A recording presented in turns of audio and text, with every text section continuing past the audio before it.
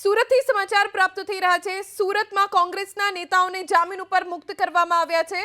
ધાનાણી, પ્રતાપ દુધાત સહિતના નેતાઓને જામીન ઉપર મુક્ત કરવામાં આવ્યા। મંજૂરી વગર ધરણા પ્રદર્શન કરવા પહોંચ્યા હતા અને તેના કારણે પોલીસે અટકાયત કરી હતી। પ્રતાપ દુધાત, પરેશ ધાનાણી સહિત 50થી વધુ કોંગ્રેસના નેતાઓ અને કાર્યકર્તાઓ જેમની અટકાયત કરવામાં આવી હતી એ તમામને જામીન ઉપર મુક્ત કરવામાં આવ્યા છે।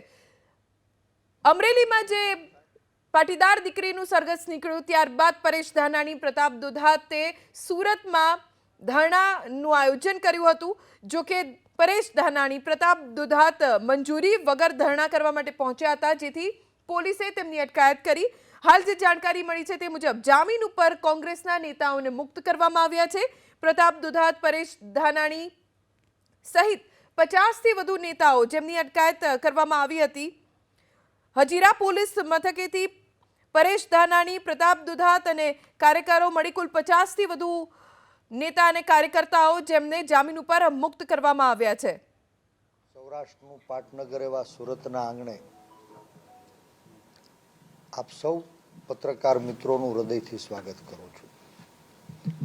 મિત્રો, આપ સૌ સાક્ષી છો, ગુજરાતના એક નાના એવા ગામડાની નાના ખેડૂત પરિવારમાં ઉછરી અને જીવન જીવવા માટે સંઘર્ષ કરતી, નજીવા પગારે ભારતીય જનતા પાર્ટીના આગેવાનની કચેરીમાં નોકરી કરતી એક નિર્દોષ દીકરી જે પોલીસ અત્યાચારનો ભોગ બની કે બનાવવામાં આવી, એ બહેન પાયલની પીડા, એની વેદના એને વાચા આપવા, પીડિત પાયલને ન્યાય મળે, આ રાજની દીકરીઓની લજ્જા, મર્યાદા અને સ્વાભિમાનનું રક્ષણ થાય એ માટે ગત 27 ડિસેમ્બરથી આજ પર્યંત આપ સૌ મિત્રો એક નિર્દોષ દીકરીનો અવાજ બન્યા। આપ સૌનો હૃદયથી આભાર માનું છું।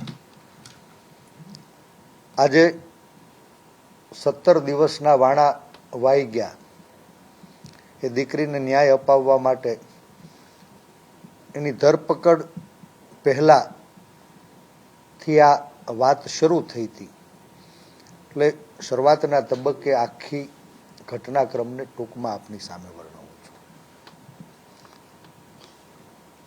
પીડિત પાયલ એ ભારતીય જનતા પાર્ટીના અમરેલી તાલુકા ભાજપમાં સંગઠન પર્વની અંદર તાલુકા ભાજપના પ્રમુખ બનવા માટે થનગનતા મનીષભાઈ વઘાસિયાને ત્યાં નજીવા પગારે નોકરી કરતી હતી।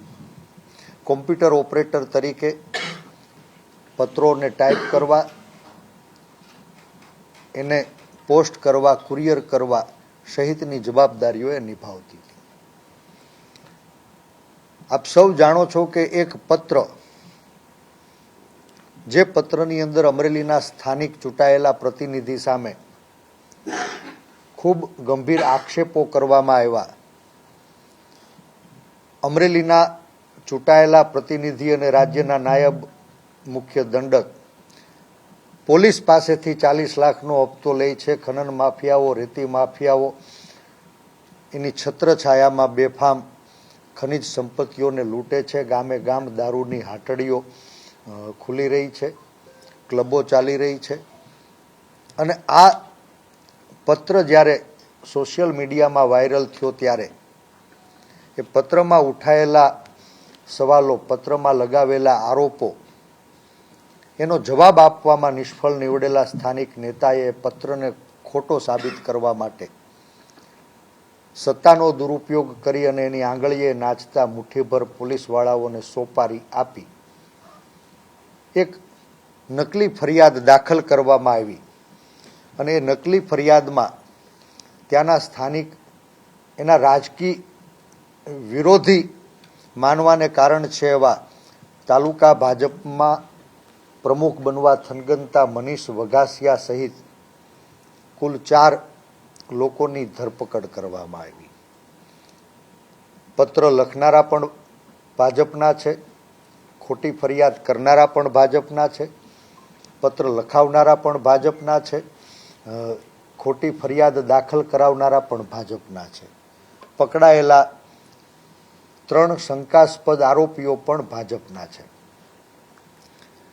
આ દીકરી એનો વાક એક ભારતીય જનતા પાર્ટીના આગેવાનને ત્યાં નોકરી કરતી હતી અને એના અન્નદાતા જેને કહી શકાય એની સૂચનાથી એણે કીધું એ મુજબ પત્ર લખો અને કુરિયર કર્યો એ વાત દીકરીએ સ્વીકારી છે.